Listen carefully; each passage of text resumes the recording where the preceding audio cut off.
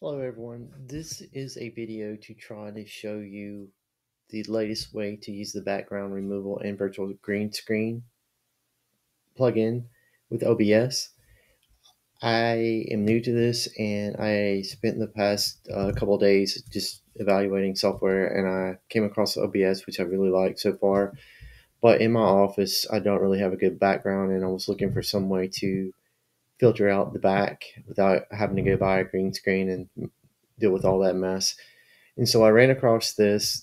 The only issue is there's several videos out there which are really good, but they really don't go into it start to finish on everything. And then also it appears some of the older plugins or older versions of the plugin had different configuration steps.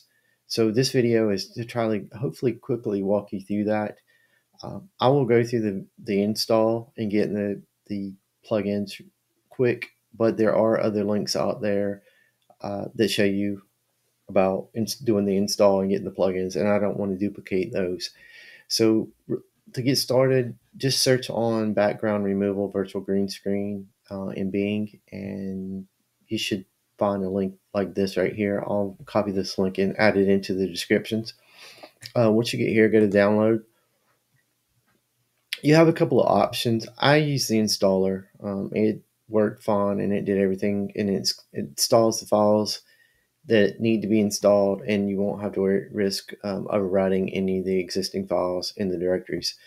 And I say that because one of the better videos I watched, the gentleman had you download the zip file, extract it out, and then copy the root directories. There was a couple of directories.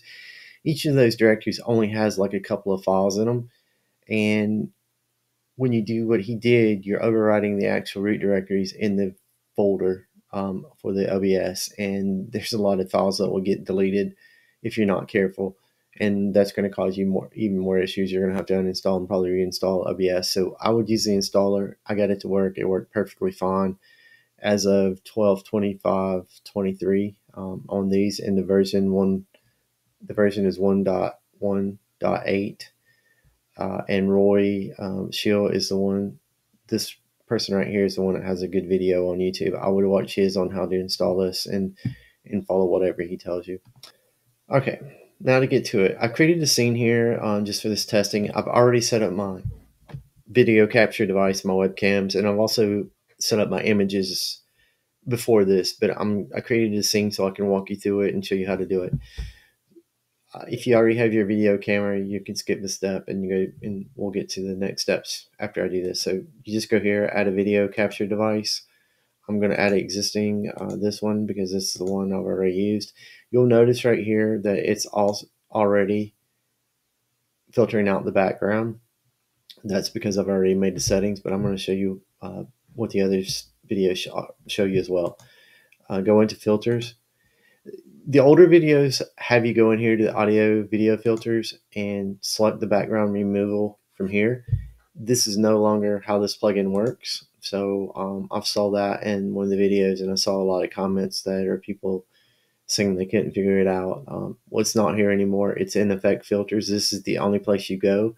So you go under effect filters, and here you can find the background removal. You enable advanced and enable threshold. You can play around with these to kind of get how it works around your silhouette. I haven't had much luck. I still get like those little things like right there. I will say this. I don't really care for being on video. I have a face for radio, but regardless, I wanted to have a camera up here in the corner, just kind of shooting kind of down, just so it wouldn't be weird when I was doing conversations like this. However, putting it off center, this didn't really work that great, or it didn't for me. I'm going to get a better web camera. Maybe that had something to do with it. What I found worked really the best right now is with what you're seeing is putting the camera mounted on top of my monitor at eye level, straight head on. It seems to do a lot better of filtering out everything. So with that, the other thing here is you're going to make sure that blur background is 0. If you're going to add an image or a video as your source, a media source, because if you start trying, so you can see my background there, I've got quite a bit of clutter in here in this room, and it's not really something great to look at. So, you can blur it out if you don't want to, but if you want to use an image, you want to set that to 0. Next, and here's where it kind of caused me some issues and didn't really get it figured out, and it should have been easy to figure out. So hopefully it is for you, but for me, it took me a minute to get a good grasp, and I had to ask a question in one of the other videos. So thanks, Roy, for answering my questions. But click here to go to add your image. If you want to do a still image, you can click on add image. If you want to do a media source, to do a video in the background, and you can put it on repeat or whatever you want to. You can use media source. We're going to use image. You go in here. I already have an existing image, as I said, so I'm going to go ahead and choose this one. Now here you'll notice it shows up on the screen. I'm going to drag it and position it. The resolution on my image is not really enough to take advantage of my monitors, so I'm going to do it the best I can, get it the top and bottom. Here's where I will run into my issue. I'm like, okay, I can't see and